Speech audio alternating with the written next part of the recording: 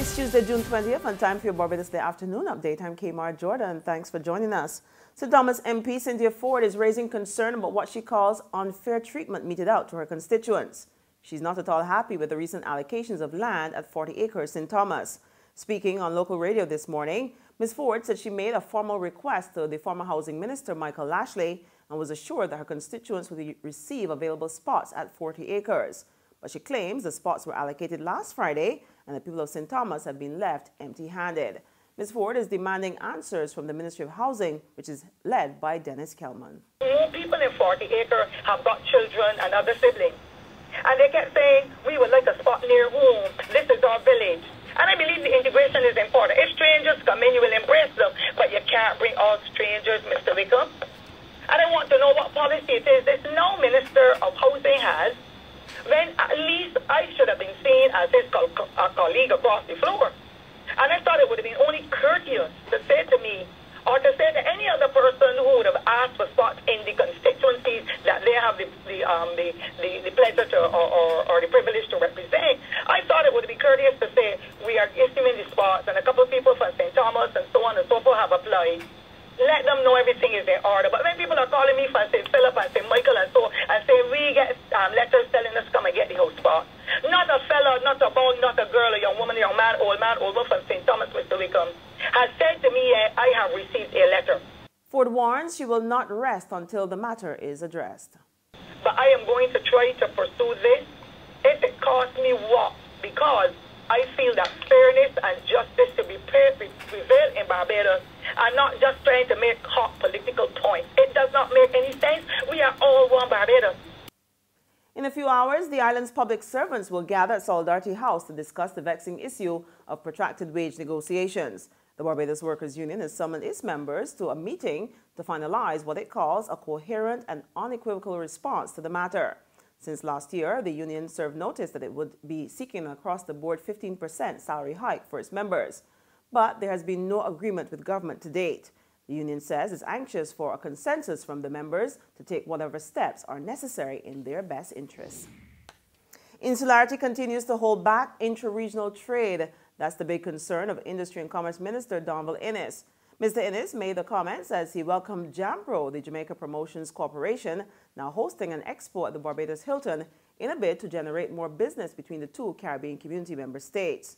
Inniss says there are ripe opportunities to conduct more business between Caribbean countries, but policymakers must exercise the political will to remove the stumbling blocks.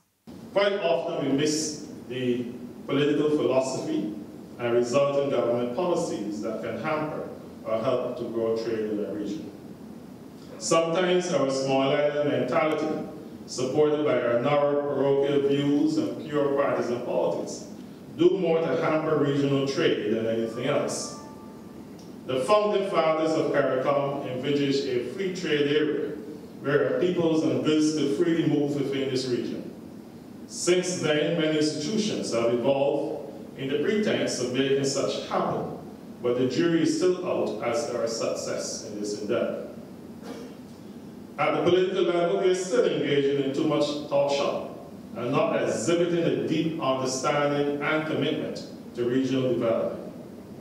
It means that each one of us may have to give up a little more in order to gain a bit more of a bigger pie.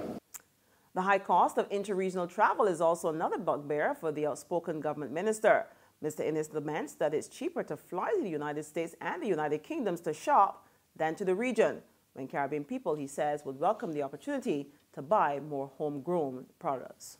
I find that our airfare for travel is a major deterrent to traversing and understanding our brothers and sisters in the region, and by extension their culture, their goods, and their services. And we oftentimes ask, why is it that we have a taste or appetite for goods from North America? But if we are not afforded the opportunity to go to Jamaica and spend a few days and sample the genuine Jamaican food, or we cannot go into the rainforest in Guyana occasionally and spend some time and understand the Guyanese culture, if we can't go up to Dominica and understand and appreciate what they do and how they do it, if I can't go to Trinidad outside the Carnival season and see how Trinis really live when they're not partying and having a good time, then I think that we never really understand the Caribbean region. But we fully understand what happens in Miami, in New York, in Toronto, and London, because the airfare to get there is about the same as you pay to travel next door to one of the Caribbean islands. There's regional and international news after this short break. Good morning, Phillips & Company, may I help? Oh, certainly. One moment, please. Miss Phillips? Yeah? There's a lady on the line from the Nation newspaper who would like to speak with you. The Nation?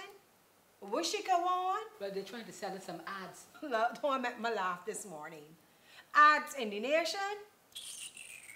They're real expensive, and for one year, nobody ain't buying them papers no more. Nobody ain't want to steal news. I hear reading Barbados today online for free. So I tell she thanks for calling, but no thanks. We just advertising Barbados Today, families. Tell she is Barbados Today all the way. Okay, I'll pass on the message. Ma'am, are you still there? Oh, she put down. The Barbados Today, news you can trust. We continue now with news from Trinidad and Tobago. The country is returning to a state of normalcy following the passage of Tropical Storm Brett last night. Heavy downpours pounded sections of the country, and gusty winds ripped off some house roofs and brought down trees and power lines. The airport has, however, resumed operations, and businesses have been reopening while schools remain closed as the cleanup continues this day. On the international scene, the United States government officials are outraged following the death of college student Otto Warmbier. The 22-year-old returned home just last week with severe brain damage after spending 17 months in a North Korea detention. More now in this CNN report. The family says when he arrived in Cincinnati last week in a vegetative state, Warmbier's face looked anguished, but within a day, they say, his face changed. He was at peace, they say. Warmbier's doctors told reporters they'd discovered he had lost much of his brain tissue due to cardiopulmonary arrest, and that 2 brain scans sent by the North Koreans suggested he'd been in a vegetative state for at least 14 months. The earliest images are dated April 2016. Based upon our analysis of those images, the brain injury likely occurred in the preceding weeks. Experts say while they're surprised North Korea would allow an American being held to reach such critical condition, they say mistreatment in North Korean jails is not uncommon. We know that they apply very brutal treatment, torture, beating, rape to their own people and also to foreigners who are held in custody. All of a sudden he was thrown into this hellhole. So anything is possible. He could have suffered shock when he was sentenced to hard labor. He could have been beaten. He could have tried to take his own life. Whatever the circumstances, it is likely the result of the fact that the North Koreans put him in this situation. Well, that's news and sports at this hour, but for more you can log on to www.barbadostoday.bb. You can also subscribe to our e-paper, our email updates, or you can like us on Facebook. We're also on Izumi Media and bus terminals, or Screenplay in a supermarket or a gas station near you. Also, check us out on Mix 96.9 FM. I'm Kmar Jordan. Have a fabulous afternoon. Be sure to join Fenella Weatherburn later on this evening for our next update.